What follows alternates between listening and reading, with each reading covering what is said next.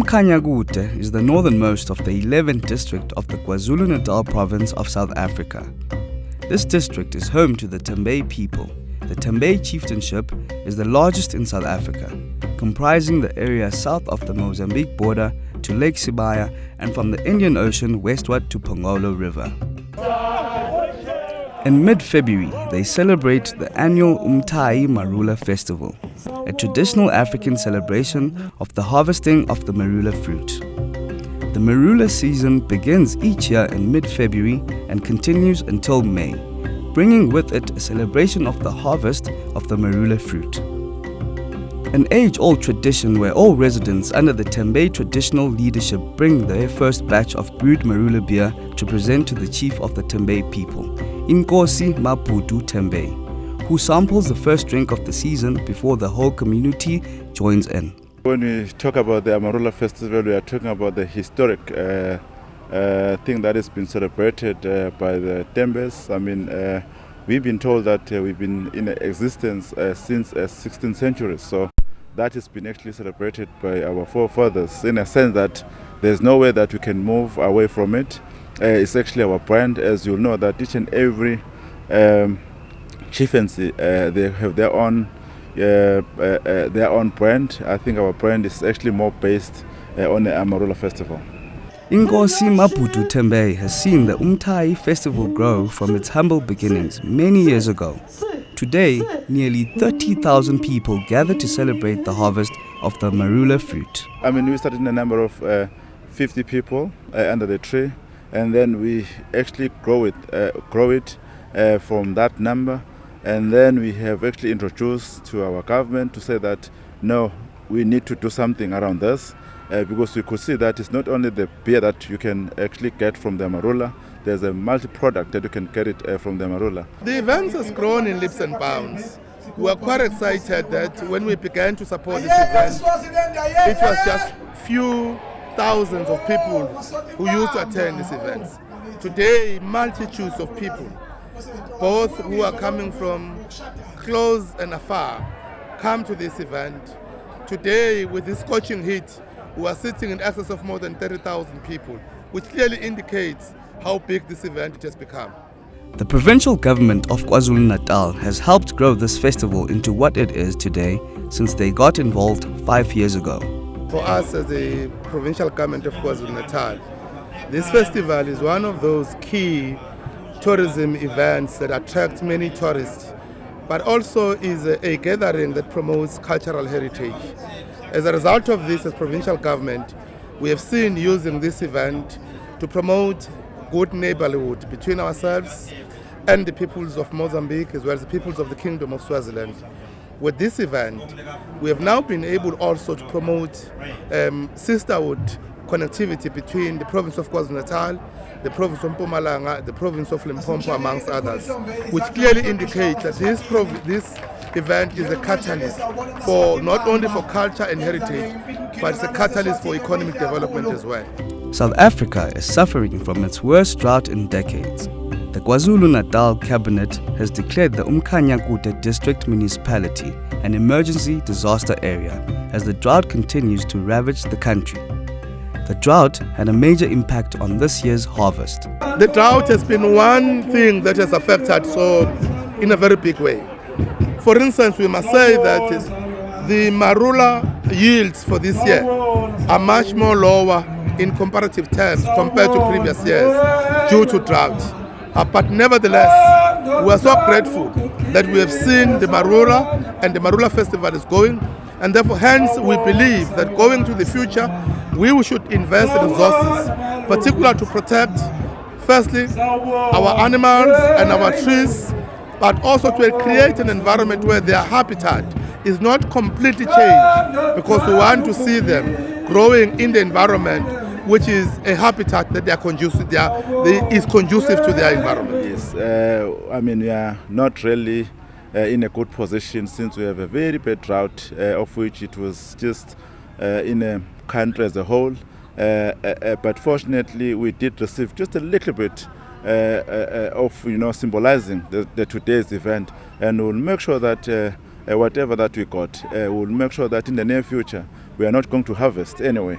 in the area, but we'll make sure that we'll have we'll demarcate at least 50 hectares where we'll plant the marula trees, and then we'll make sure that we also going to have some clones where we'll actually going to where we're going to harvest throughout the season. So we are still working hand in hand with the Department of Agriculture to make sure that the marula, it doesn't become a talk show, but it will be something that will benefit South Africans.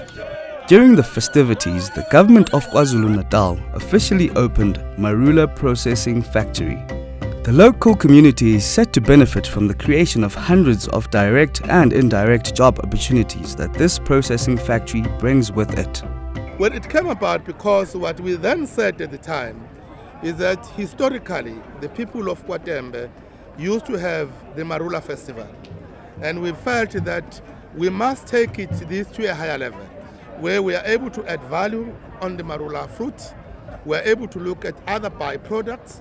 And today we actually have opened a state-of-the-art factory, where we have invested in excess of about 30 million, where 25 million has gone into the buildings and the machinery, and 5 million will go into the furniture. What all of this will do, firstly, is going to allow us to become competitive in the production of jam, which we are going to be selling into the market, but we are also going further.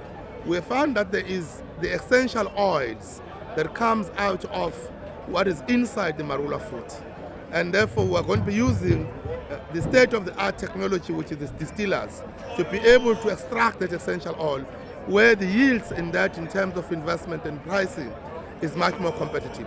Inkosi Maputu Tembe is excited about the opportunities the factory brings with it and has said that skills development and training will be key to its success. The factory, it was announced in 2012. Today as we speak, the factory is complete, 100% complete. But the only thing that we have agreed upon that yes, we may open it today, but we don't want to operate it as now, since we have mentioned the drought situation. But above that, we need to train people. So that it will take us at least 6 months to train people, and then there will be a visit as well that will take us at least 2 months, where we will visit Swaziland, where we will deploy our team to Swaziland, so that they come back with the skills, so that when we operate it in a successful manner, because this factory, it will represent South Africa as a country. It will also going to cater for Mozambique and Swaziland, since they got the up and running factory in there. So we don't want to make any mistakes. We want to make sure that whatever that we are doing under the Marula brand, it become a success. One of the things we are going to be doing in the first 6 months of the factory is that Swaziland already has a factory around Marula. We visited that factory about 2 years ago during the East Route excursion, and we are going to be taking the team that is going to be trained here to go to plants such as in Swaziland, to go to other parts, but also to be able to say there must be a synergy between what we do. And when we talk about the markets, because my biggest task is going to be about the off-take agreements, because we must ensure that there is off-take agreements.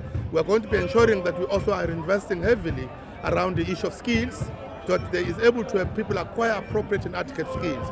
But also want to invest in the issue of entrepreneurship development, so that rural people who are using the social enterprises are able to understand that these are social enterprises, but they must be run along the entrepreneurial principles so that they can become sustainable. The factory was officially opened by the KwaZulu-Natal Premier, Senzo Mchunu. He has highlighted the importance of the agricultural sector for the province. It's not just important, it is critical. No matter drought, no matter any other thing that is happening in terms of dynamics, like your manufacturing shooting up at the moment, but agriculture remains very, very critical for KwaZulu-Natal. Firstly, we're a rural province, but secondly, agriculture is accessible as a sector to the majority of people, from the lowest person right from the ground, just general communities, up to a very commercialized, sophisticated industry in agriculture, your exports and any other processing at a higher level. Now, that itself means that the volume of people who are involved in agriculture and are active and can make meaningful sense out of it in terms of economic activity, but also job creation, but also gainful activities by people in their own right in different aspects of the sector, it's unimaginable. And we are now, as a province, taking advantage of the thinking that we have to do agro-processing, and we realize the value out of it. Now here today we're here. This factory is brand new, it has not been there. We're taking advantage of a cultural activity out of Amakanu, that is the product that is here, which produces Marula, which is people are enjoying ordinarily here. Now we're now saying, no, enjoy that is culture, but we now have a factory. Take the product here, and it's going to produce two things. One is jam. Two is Marula as a drinkable product here, Marula. We're going to create employment. We're going to train people. We're going to get a market that will market and sell our products here. And therefore, the whole value chain from this agricultural product is going to be a very, very impressive kind of activity that we have gotten in as a government. So we intervene in investing 30 million here, 25 million by the Department of Agriculture, and 5 million by rural development. And the product is employment, is two products, is training, is enjoyment of people enjoying economic growth in their own area. After the break, we find out more about the KwaZulu-Natal agricultural sector. Stay tuned.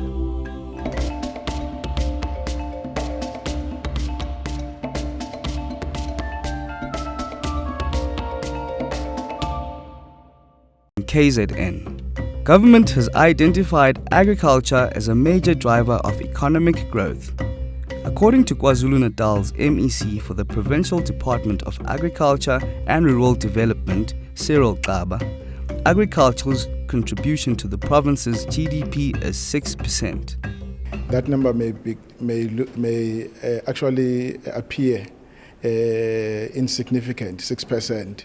But if you look at what it contributes into the manufacturing sector, some people have even come to say that its contribution goes up to 20% into our provincial GDP. In other words, don't look at agriculture at a primary production, but look at agriculture right through the value chain and see how significant it is in boosting the economy of the province. It is therefore critical that we promote agriculture, we invest in agriculture, because if we don't do that, we will actually be undermining the manufacturing growth. That's number one. And two, agriculture is very significant when it comes to employment creation, especially in rural areas. It's therefore critical that if it is the intention of this government, like it is now, I'm confirming that it is, to reduce unemployment, agriculture is one area that we need to invest money into.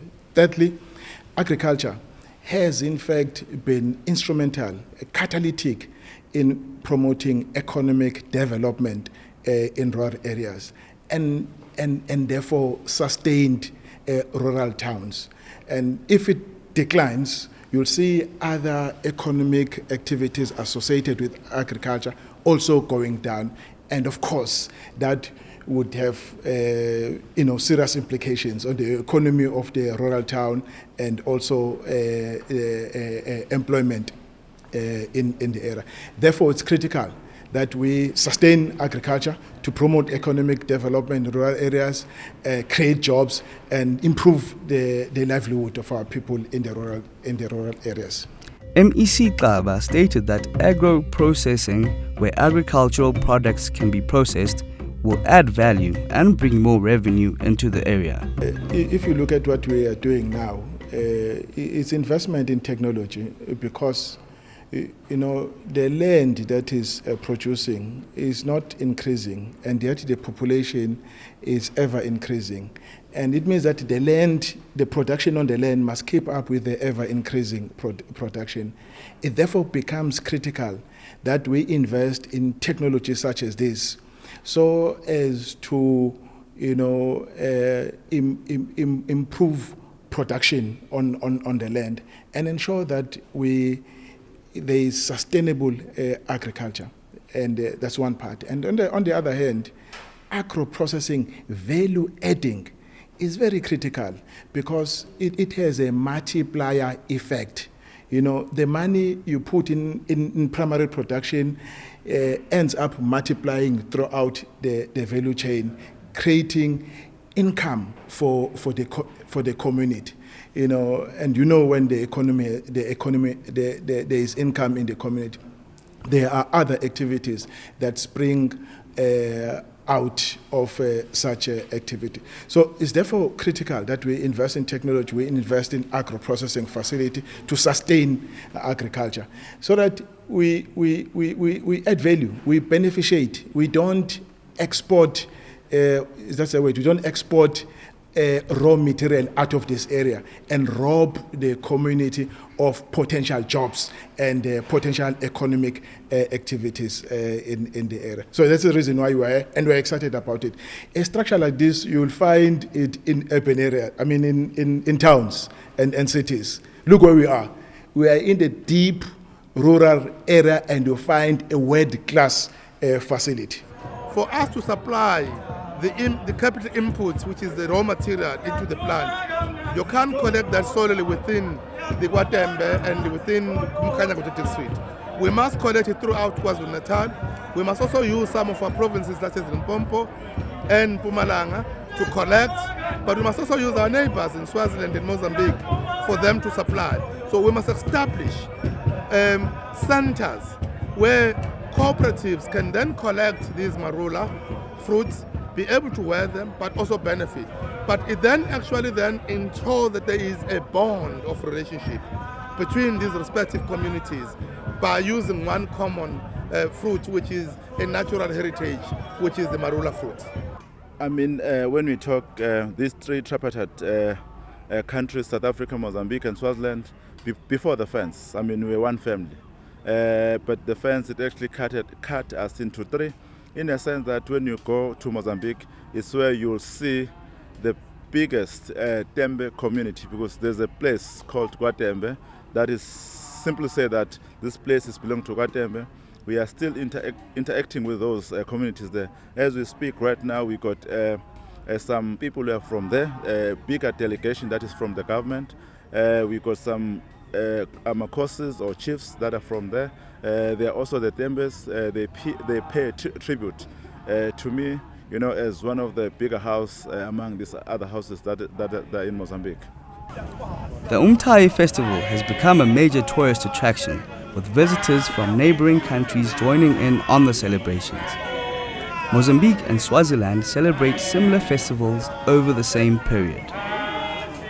And actually we do have a similar festival, but the setup is completely different. Here it's very far well organized, okay? Here at least we have much more people attending the festival, while in Mozambique it's slightly less people compared to here. But in terms of the theme and all that, it's more or less the same. So it's a Marula festival as well, which we normally have it on the 2nd of February every year. You could see here there's actually now performing a Swaziland people. We also brought some people from Mozambique that can perform here. And then we had the South African performing. Besides that, we actually look at the having a similar culture, between Mozambique and South Africa and Swaziland. So this kind of activities or events normally brings up the culture. It ties up the culture between the three countries. It's a very huge festival. It has started time immemorial. All the years this festival has been happening in terms of gathering all the women, bringing the brew to His Majesty. But through the wisdom of Her Majesty, the Queen Mother, they devised a way of how to be commercial using the very same Marula. And we started what you were inaugurating today. In Swaziland, we started that a couple years ago, where we process the Marula to make jams as well as cosmetics. I've heard that it would go as far as making pharmaceuticals as well. But that's going to be dependent on the availability of the fruit, which I understand now it will come to a point where we would start to grow some trees for commercial purposes as well. Integration between South Africa, Swaziland and Mozambique has always been important for the countries. We've seen this through the development of initiatives like the East 3 route and the Lubombo Special Development Initiative. This is another milestone in achieving what was started by the former President Mandela, Chisano and His Majesty the King through the LSDI, the Lubombo Special Development Initiative. For there was to foster some kind of development, social, economical and otherwise. So the Marula, as you can see what's happening here. It's bringing the diverse people together for the sake of knowing, understanding, getting some experiences from each other, as well as now we are talking about the commercialization of the product. So I do believe that this is going to take us some places. For instance, the people who are business oriented, those who are in accommodation, the accommodation is filled up these days over here. So are the people who are into antiques or handmade things. They are getting some money out of that. So I do believe that in the future, as we continue celebrating this, it's going to take us some places as three countries. But I'm also looking forward to a time when this will be celebrated in Swaziland, in Mozambique, as well as South Africa. Inkosi Maputu Tembe hopes that in the future there is more collaboration between the three countries when it comes to organizing these festivals. We have projected this Marula festival that it might not actually happen here in South Africa, in the northern part of KwaZulu-Natal, but it should also happen in Mozambique. Because we are trying to revive of what has been actually damaged by the civil war.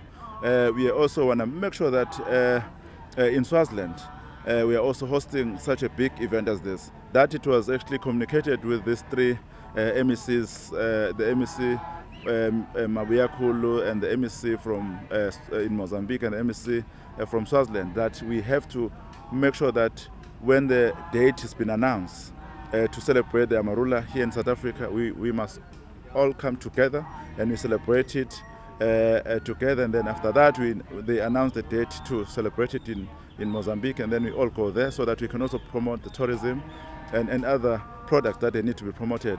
And then when time comes to Swaziland, we also all go there to Swaziland. Like we are very much disturbed today that as we are celebrating it today here in South Africa, they're also celebrating it in Swaziland. So we don't want to really to